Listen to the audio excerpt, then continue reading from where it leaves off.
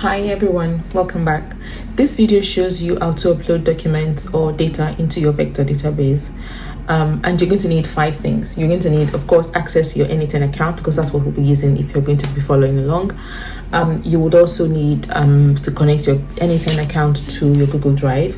You would need to have a Supabase account. You can create one for free at supabase.com. I'll put the link in the description below so that you can see, you can create your own account. And then you also need access to your OpenAI credentials. And of course, the documents that you want to vectorize. You can vectorize any document. So as you can see on my screen here, I already have one that I've used. This particular workflow has helped me to upload some documents into my vector database that you can see here. We have about 30 different vectors inside this vector database.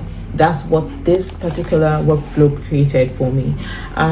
So we're going to just start. The first thing you want to do, I'm going to disconnect it and just and build this afresh for you to see. Start by clicking the plus button wherever you find it, and you search for the manual trigger. So you just click on the manual trigger.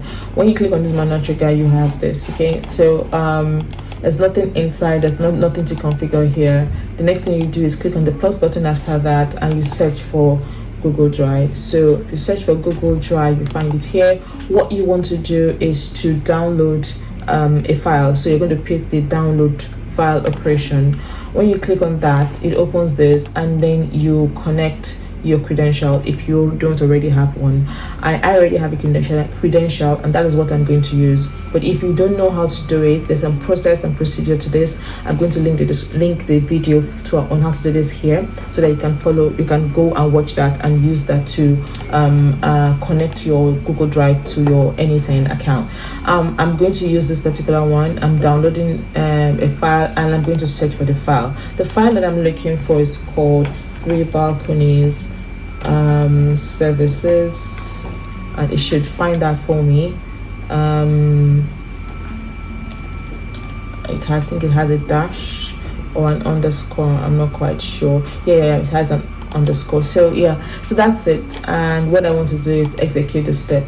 Once I execute the step, it should pull so it's pulled the file as a binary file, and that means that we already have the file inside the workflow. The next thing you want to do is create connect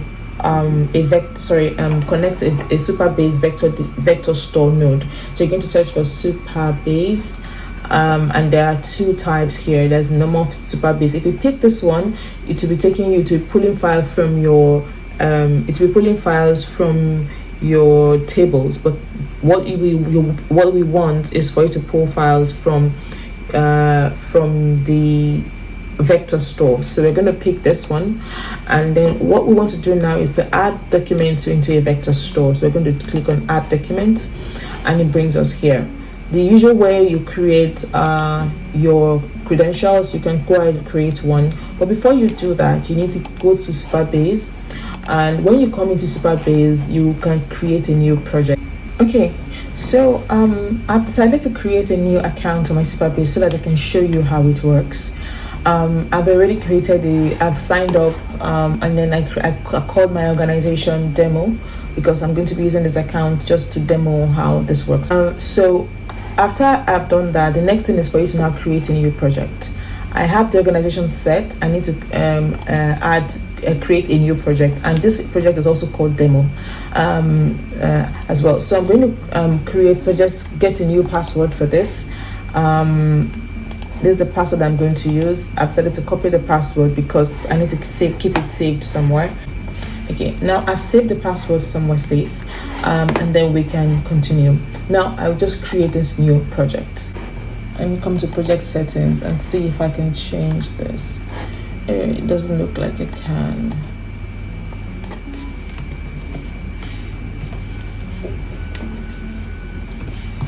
I think it can. So I have saved it, and so let's come back to it. So your project is going to look like this. All right then, so now that you have created your demo or your project inside Supabase, the next thing you want to do is to now set it up and connect it to your N8N. So let's come back to N8N and pardon me, let's come back to N8N. You remember that we did add this node to it. When you open the node, you would see all of this configuration set up here. The first thing you want to do is to create your credential. For me, I already have some credentials saved already, but I'm going to go ahead and then create a new one. When you get here, you need to add your host URL.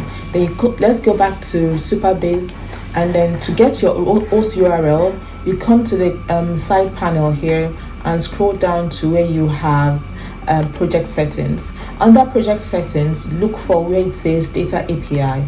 Click on that, and when you open data API, you should see your URL here.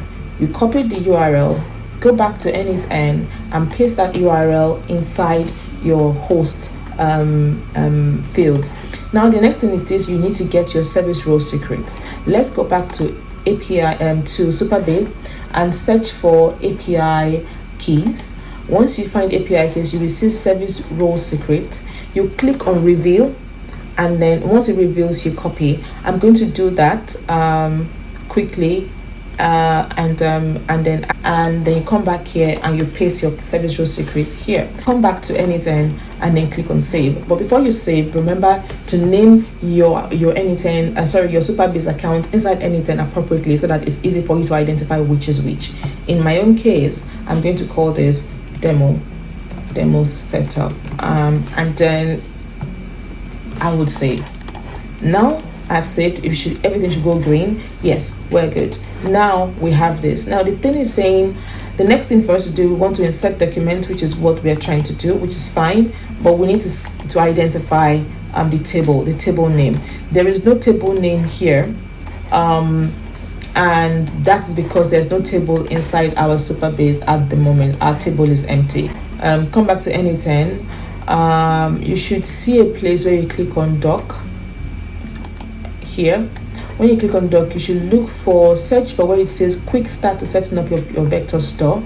Click on it. Once you click on it, you should find a SQL command here. This SQL command, you copy it, you go back into Supabase, and you go to the side panel. You will say SQL editor. Click on that, and then once you have that, you have it here. Then you copy and then you paste it. Once you paste it, click on run. When you run it, it should automatically create a document table for us. Okay, so it has run it already. Let's go and check whether in the table editor we should find it. Yes, we have it. So we have something called document here. Now what it did is to create a table for you, and this works mostly for people who are just setting up their vector store. If you already have a vector store inside your project, then you will need to go back into the editor, go to the top of the editor where it says create extension vector. You delete that and then change every reference to document, because document was the name we called the other table, and put the appropriate name that you want. That is if you already have an existing vector store, but here we don't, so we already have it. Now that we have a table, let's come back to N8N and then refresh this. I'm not sure how to refresh. Let's see. So let's come out first, and then I'll go back in and see. Yes, there it is. So it has refreshed, and then we see that this is the document. So you pick on document. Now that we have document, then we can save this step. Before you execute, we now need to configure the other nodes here.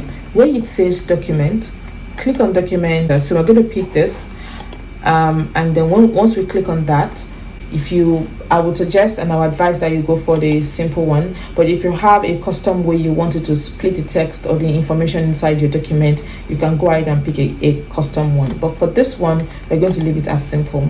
And then the type of data, remember that the type of data here is a binary data, not a JSON data. So come here and select binary. Now we already have that, and then we'll come out here. The next thing we want to do is to choose the embedding node. Now this embedding node, I told you earlier that you needed an OpenAI embeddings model, so we're going to pick this one. OpenAI, if you already have it, you know how to connect your credentials. I'm going to pick one of my credentials to use for this one, and then I'm going to save. Now let us save this and then run the workflow. Hopefully this works for us this time. Now that we have done it, it's running. You can see it's running, and what it did is that it picked our document and split it into 30 items, and that means 30 vectors. Now if we go back into our Supabase and we go into table to see, this is the table, this is the document, there it is. So before it was empty, now it has 30 different items inside it, and this item basically just split what was inside the document that we had before, and it vectorized it for us. So that is how you go about vectorizing your document. I'm going to stop this video here now, and the next video, which I'm going to link right now, is going to show you how to take what you have vectorized inside your database and use it to power a RAG agent that you can use for anything from being a personal assistant to being a website assistant, or to be a work co-pilot for your employees within or your colleagues in the office. And so there it is. Until the next one, I'll see you later. Bye.